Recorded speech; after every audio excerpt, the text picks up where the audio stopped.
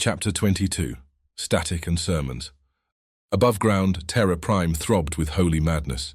The tongue's 5 spires pierced the sky, glowing through rain and smoke like cathedral towers aflame.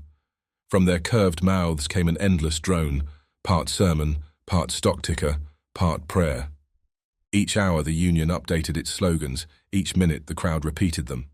Tonight's chant rolled through the storm like a heartbeat. The name will cleanse, the name will rise. By the hundreds, dogs lifted their heads to shout it. Cats whispered it only when the cameras were watching. Even birds, trained by handlers in the propaganda quarters, screeched it from their perches above the market lights. The city was a choir without harmony, each voice an echo of the one before. The countdown blinked across every tower face. 00, 21, 57, 22. Below, in the tunnel's underbelly, Fefe's crew pushed through steam and dripping rust. The market district was close now. They could feel its hum vibrating through the concrete. Landwolf flicked ash from his cigarette and muttered, "You ever notice? The louder they scream about believing, the less they actually do." O'Hare chuckled. Welcome to the age of marketing. Believe in belief, sell it wholesale, mark it up for resale. Hoppy was ahead of them, silent, scanning the shadows. His night-trained eyes caught the faint glint of a Union drone slipping past the grate above. "We've got echoes," he said quietly. "Patrols sweeping the sublevels."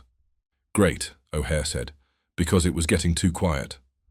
Never trust quiet in this city. The tunnel narrowed. The gadget in Fefe's hand began to hum again, pulsing with a rhythm not its own. Fefe frowned. "It's reacting to something nearby, some kind of broadcast bleed." "Broadcast from where?" the fox asked. Fefe tilted his head. "Everywhere." Static filled the air, faint at first, then rising until it crawled along their skin. A voice began to form through it, ragged, metallic, but unmistakably human. "Sequence incomplete. Fire ledger node compromised. Speak the word or they will." The rest dissolved into distortion. Landwolf took a step back. "That's not random. That's a Union frequency." "No," Fefe said slowly. "That's something trying to reach through it." The static returned, stronger this time, more deliberate. The words aligned, reorganized, sharpened. "If anyone still remembers the fork, listen, you're not alone. The Union lies. They all lie. But not all of us have forgotten him." The crew froze. "Who the hell is that?" O'Hare whispered.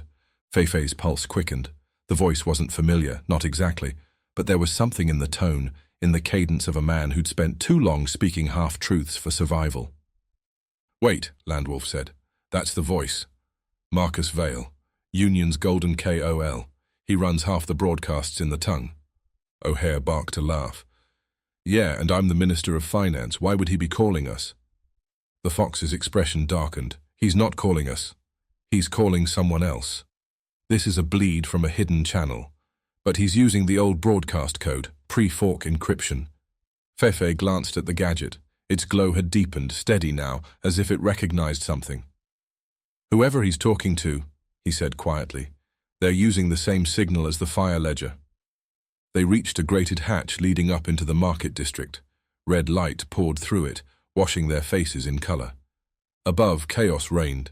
Crowds filled the square beneath the spires. Street vendors sold knockoff Union tokens and imitation frog idols, blessed by the coin. Dogs wore holographic halos. Cats counted credits. The tongue towered over it all, 5 spires singing one discordant hymn. Hoppy's voice was low. "That's the loudest place in the city." "Perfect for hiding a whisper." Landwolf smirked. "And here I thought we were just sightseeing." Fefe looked up through the grate. Rain fell in ribbons of neon. Somewhere up there, Marcus Vale's voice poured through the speakers, smooth and practiced. "The Union speaks only truth. The Union protects the faithful. The Union endures." But behind the measured cadence, Fefe heard it. The hesitation, the soft tremor of a man who no longer believed the words he said. O'Hare caught the expression on Fefe's face. "What is it?" "Doubt," Fefe said. "He's lying. But not to us. To himself."